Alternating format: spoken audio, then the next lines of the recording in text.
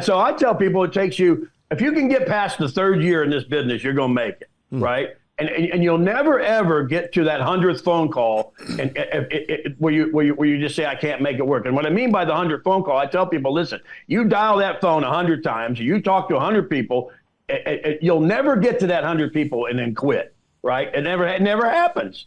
Somebody out of that number is going to buy from you. Yes. Welcome to Stay Paid Insurance and Financial Marketing. Unlock the secrets of success in insurance and financial services, where each episode delivers valuable tips and strategies to elevate your marketing game and help you succeed in both life and business. Brought to you by Reminder Media.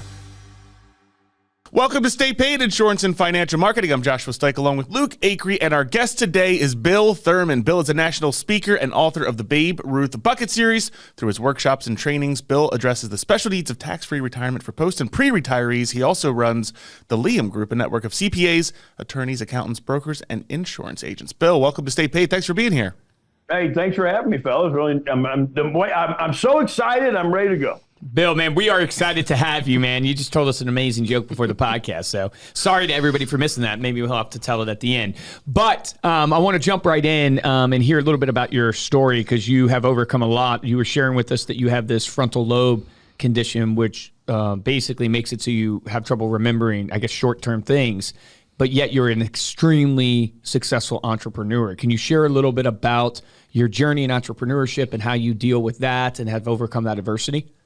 Yeah, and it really started back when I worked with John Naylor many, many moons ago. And John had a group of us, 65 agents, and we were doing more money than most firms were doing with 5,000 agents, right? And so I learned from a guy in John's group. I think it was Bill Fakay was his name, and he had heart disease and some issues where he couldn't work. And I learned from him to work smarter, not harder, right? And so when I got my circumstance happened, I was a $10 million producer. I've been, top of the table. I've been the Eagle, American Equity. I have all the great stuff. You can look at my plaques and, I can show you all that kind of stuff. But it was great to be successful and all that. And then in 2009, I made a decision to stop selling insurance and become a consultant, write books, put people together, do more training, that kind of stuff. Everybody said I was crazy and blah, blah, blah, but my income quadrupled after we did that. So now I still own an agency, but I do more training and that kind of stuff. So in 2016, I was headed to Columbus. I live in Ohio, and I was headed to Columbus, and I ended up in Cleveland, Ohio.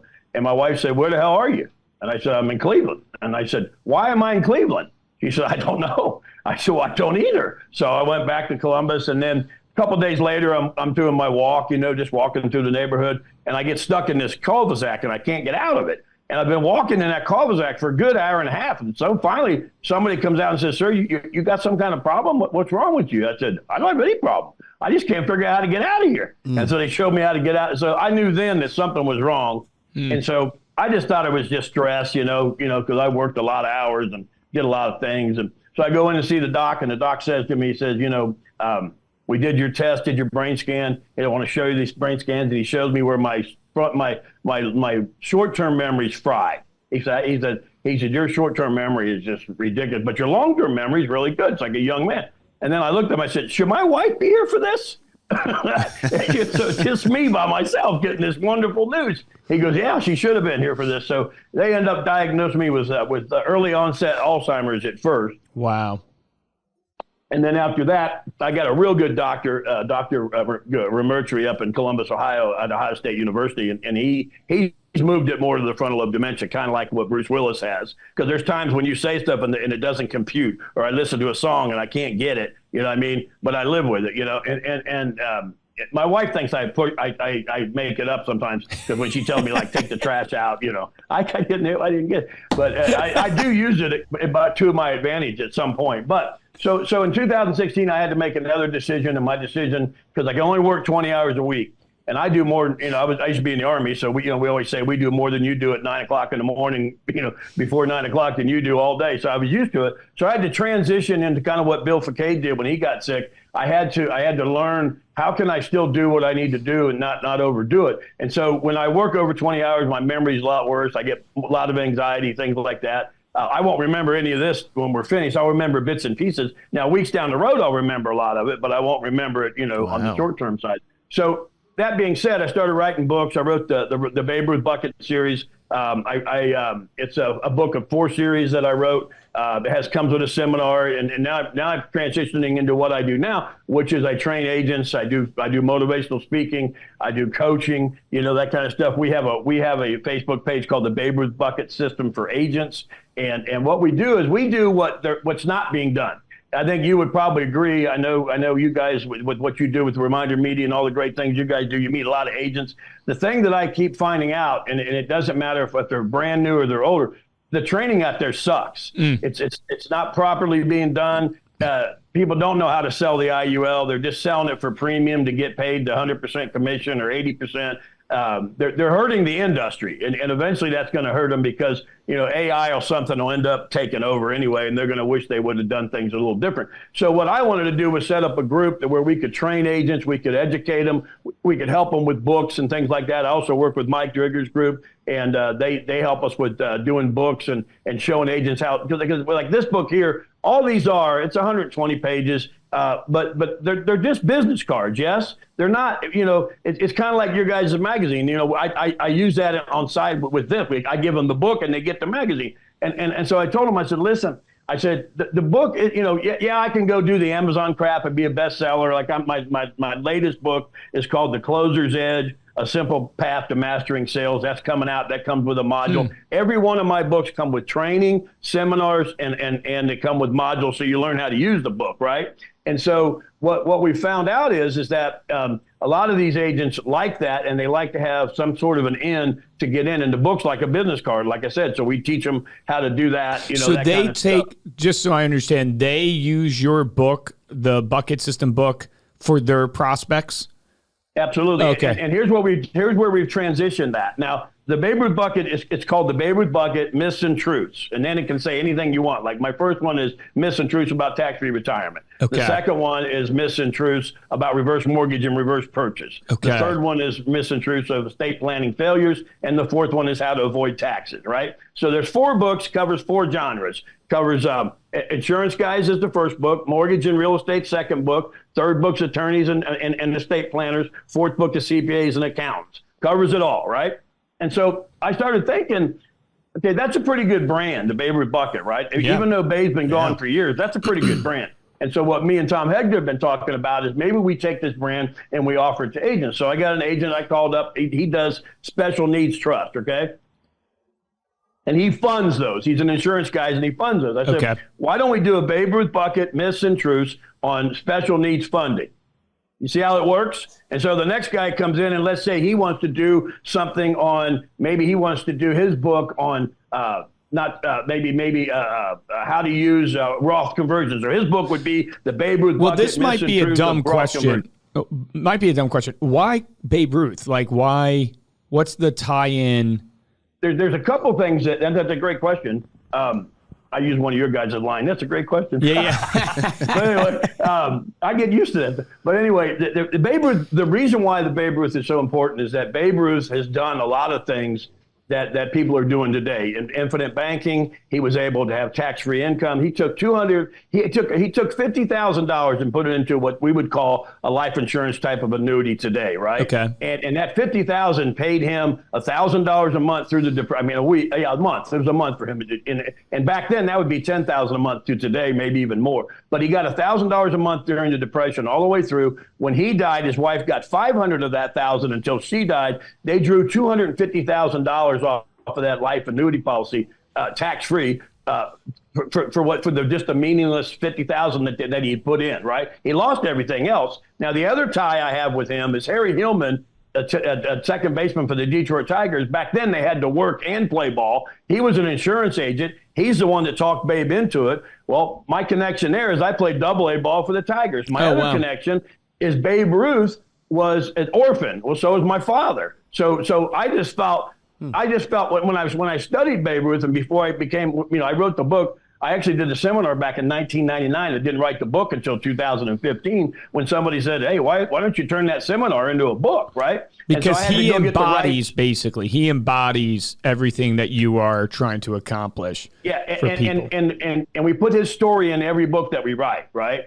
And so it fits, right? But the reason why the brand works, and that's why I'll probably get a lot of agents today, and Mike Drigger's just helping us too, is that you can put anything you want behind that myths and truths. Now, I'm going to really blow your mind now.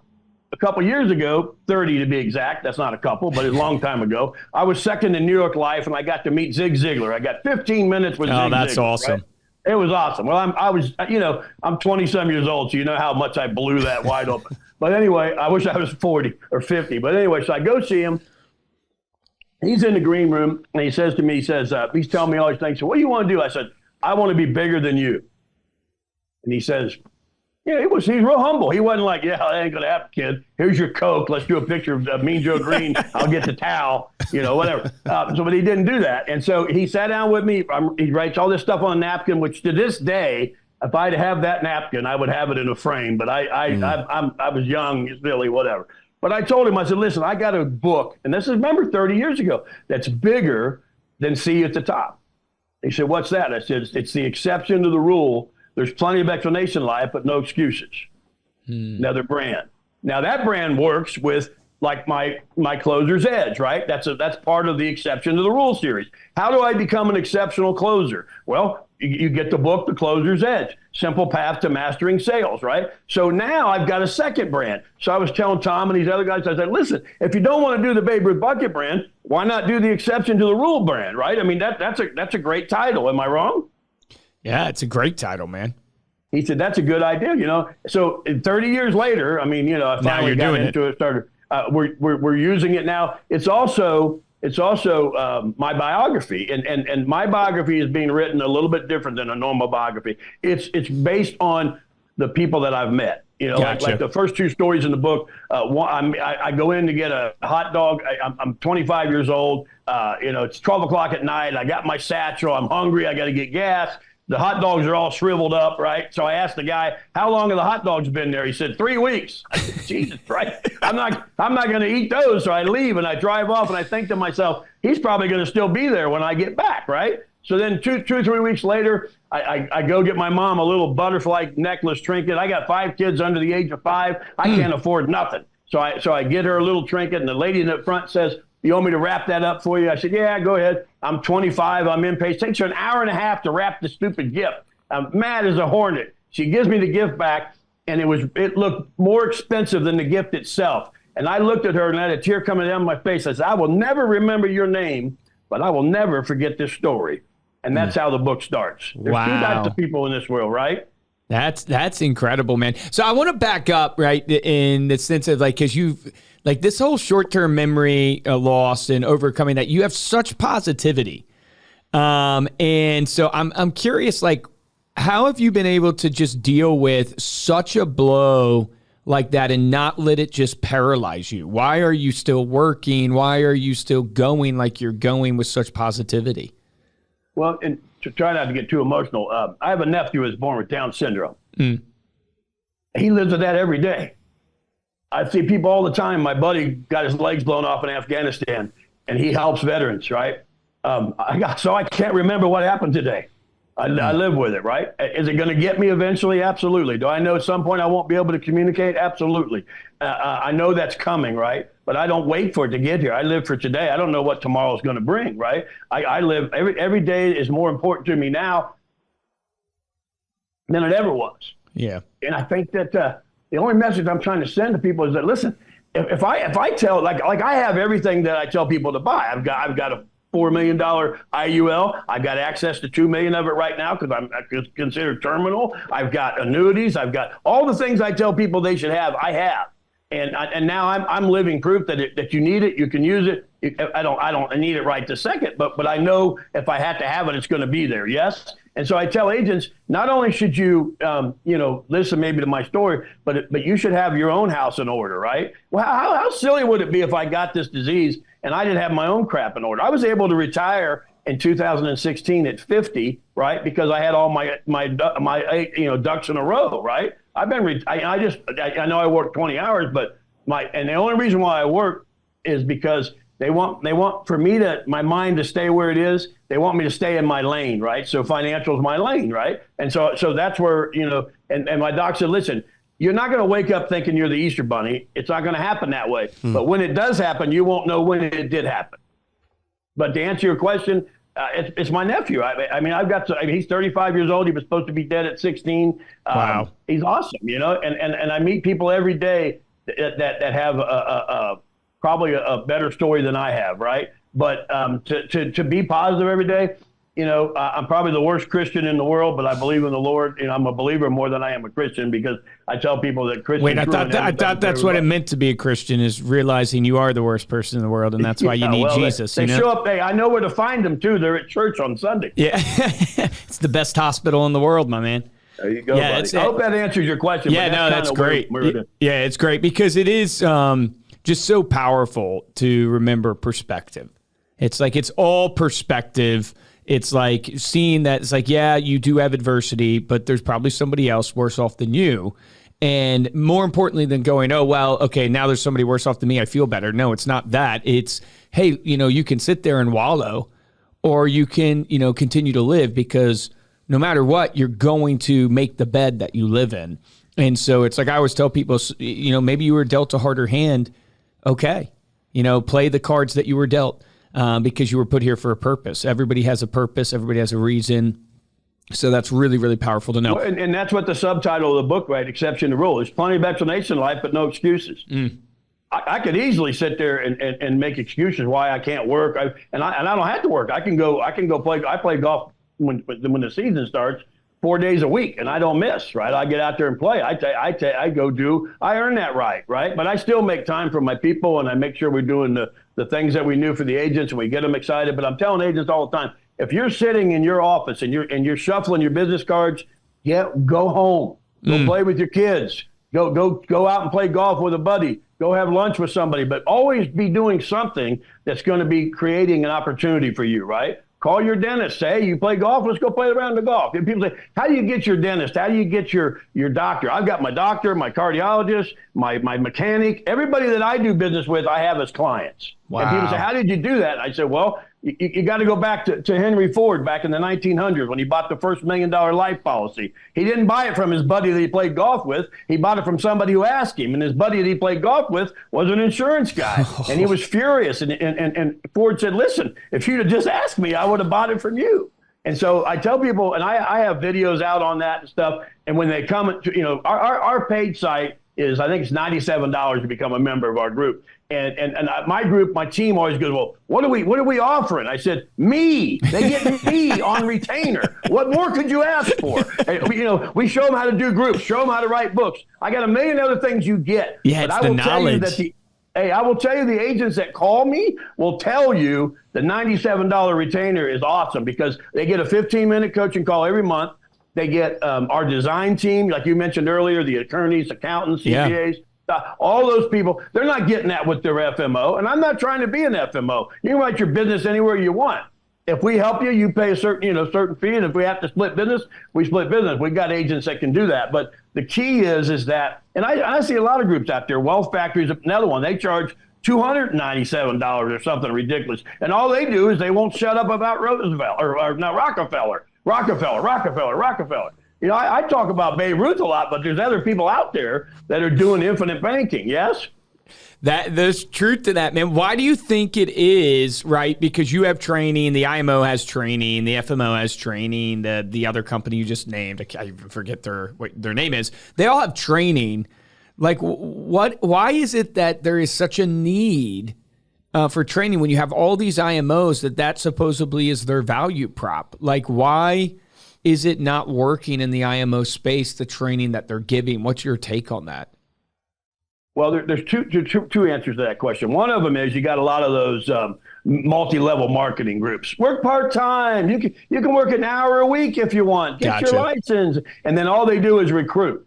And then they get those recruits to buy insurance. That's not training, and and I'm not going to mention the three letters, they're all out there, but I went to one of their training things, and they pull up in this Lamborghini. Everybody gets to ride in Lamborghini, which I don't like them anyway, and they're too noisy and all that. But anyway, so everybody, and then they take you to this big guy's house. It's 18,000 square feet, like maybe Kobe Bryant's house would be, and they're trying. I said, this isn't training. And I said, second of all, I told everybody when we went back on the bus, I said, you realize it took him 30 years to get there. It doesn't happen overnight, people. And so I tell people it takes you, if you can get past the third year in this business, you're going to make it, right? And you'll never, ever get to that 100th phone call where you just say, I can't make it work. And what I mean by the 100th phone call, I tell people, listen, you dial that phone 100 times, you talk to 100 people, you'll never get to that 100 people and then quit, right? It never happens.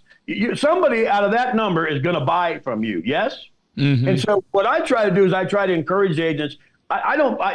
We've done I won't mention names, but I tell people when they need to know. There's a lot of these groups out on Facebook, pay for this ad service. We've done all that crap. It still comes down to ABC, yes? Yes.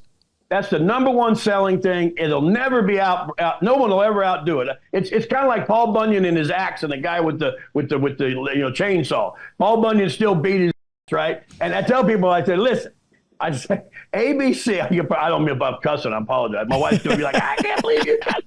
That's all I do that's wrong. I'm happy. But ABC is always be closing. You guys know that. Yep. But it's in anything and everything, right? Like I said, when I saw my cardiologist, he was doing some stuff for my wife, and he said, "Hey, where's that book you promised me?" I was like, "Yeah, I usually have them in the car, and I forgot it." So I went ahead and set up another checkup for me next week. So next week I'm going to take him the book, and he's a part of 7 or 8 cardiologists that meet every week for financial stuff. And I'm going to try to, and again, that's what I'm trying to tell people, I was just going to say, there's so many golden nuggets for those who have ears to hear of just like, you think of like, what has he just said to you guys? Like, if you're in your office right now, shuffling your business cards, i.e. not talking to anybody, you might as well just go home and play with your kids because it's more productive. You might as well call a friend to get out on the golf course because it's more productive. And then think about it. Then you translated that to, look, if you make 100 calls, you're not going to quit because that activity, even if you suck at the pitch, you're going to refine it and you're going to get some success, and success breeds success. Like, success is what creates success, and the only way you get success is through frequency, right? You just got to be as frequent as possible, and then you'll improve. But most people, when they set out in the business, I don't know what it is. They hear the knowledge, but they just think it's supposed to be different than the mundane, not knowing what you're doing, lifting the cinder block, setting it down, breaking your back, all day long. And no, that is what it is. The more, like I've learned in our journey at Reminder Media, the more, what's the right word for this? Like the strategy, or the more strategic we are, I guess is the word I'm looking for, the more structured we are, the worse we do. The more and the other problem you run into is that agents don't realize it's a lot simpler than they make it. Yes. It is. It's literally talking to people. That's my point. It's like you can sit there all day and have the best strategy laid out. You can sit there all day and be structured. But the reality is be very pragmatic. How do you sell policies? Well, you have to have people that have a need for that policy. Well, how do you find people that have a need for that policy? You have to talk to people. Well, how do you talk to people? You have to pick up the freaking phone or go face to face. You have to talk to them. Yep. So it's like business isn't hard. One of my quotes is, it's complexity is the enemy of execution. You don't have to complicate everything. Just make it simple. And it's like, I give them, I went to a thing, one of the 3 letters that were doing a big show with their agents. They wanted me to come in, and they thought they were going to trick me. They said, well, we're not going to tell you what you're going to do, but I can do anything. It don't matter, whatever.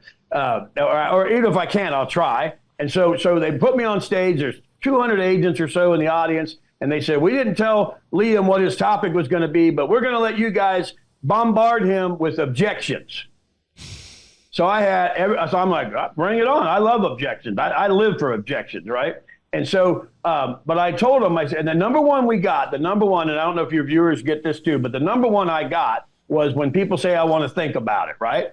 How do you beat that? And I said, I beat it before I even start. So I would say, Luke, here's what we're going to do today. There's 3 things that are going to be done. You're going to say yes, you're going to say no, or you're going to say, I want to think about it. Yes? Now, I've already did one trick you just saw. I said yes at the end of my comment. Yes? I do that all the time. It's a natural habit of mine. Yes? And so I'm getting that out there. And people say, oh, it's silly. No, it's not. No, it's not. You want that. Why would I say, am I wrong? No, Luke? No, I'm not going to do that. I want you to be thinking, yes, yes, yes. And so then I say, listen, so let's make sure we understand each other. You're either going to go yes or no, or you're going to say, I want to think about it. But let's be honest with each other. When you say, I want to think about it, you're really telling me I didn't do a very good job and you don't understand, or you're being nice and you're really saying no. Well, can we agree to that, Luke? And you say, sure. And I said, okay, I've already handled it. So when it gets to the end and he pulls that on me, I said, no. I know I did a good job. So you're really telling me no, aren't you, Luke? Well, I can't afford it. That's well, great. Luke, you're drinking a beer and you got a cigarette. Why don't you quit doing a couple of those for the week? I'm just asking for $15. And here's the other problem. Everybody wants to go out. I'm totally against Dave Ramsey. I'm not a term-by-term investor, but I will tell you this.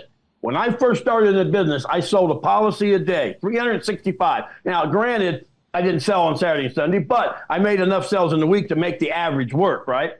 I sold 365 term policies my first year in the business. Term. I did 5 years, 1 year, and 10 years. What did I just build? Did I not just build a book of business of 365 clients that need to roll that over? Why are you afraid to sell term? If they don't have any money or they can't do the IUL, don't leave with nothing. Tell them, hey, you can't do $10 to protect your kids. You know what I'm saying? And if you've ever heard my thing on agents, when I go out, and that's why if somebody wants me to speak to their agents, I do this every time. I tell them, they ask me, how did you become successful? And you guys may know the story, you maybe don't. And I'll be quick on it because I know you guys are strapped for time. And the issue is this. It's not what I did in the business that got me successful. It's what I didn't do. My first sale, I missed it. They had little. It was my first time going out by myself. I had my little satchel, and I worked for a debit company, so you had to go door to door. You know, we had to actually work. But anyway, so I go door to door and all that. And so this family, I'll never forget them. They're actually in the book, the new book that talks about the closer's edge. It gives you these 3 stories, but I'm just going to run through them real quick. But so long story short, he was an insurance agent. He didn't want to do it. They only had a $5,000 policy. 2 weeks later, after I'd seen him, he dies at a Bengals game, had a heart attack. All right. So I take out the $5,000 check to the family. I told the wife, it's full of mourners. That, they had when I walked past the cars, they were already for sale. The house was already for sale. I went in to give her check. I pulled her in the back room because all the people were in there. And I said, listen, I can't do this. I'm not going to be your agent. You'll be getting a new guy in about 2 weeks. I thought this was about selling and getting pins and TV sets and winning trips. I had no idea how important this was, and I didn't do your family right. And she sets me down and she said, not only are you going to keep being my agent, you're going to go outside and get your satchel and you're going to write me a policy and you're going to write everybody in this house. And if you don't deliver them, I'm going to quit.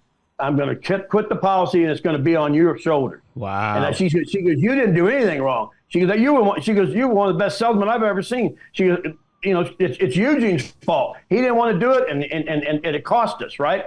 And so I wrote 25, 50 policies that day and I delivered every one of them. But I got to the point where, this is the last one that's in the book. I go in and this lady, her husband answers the door. He's drunk as hell. Get off my property. We don't want your stupid insurance. And she's tapping her watch, 3 o'clock.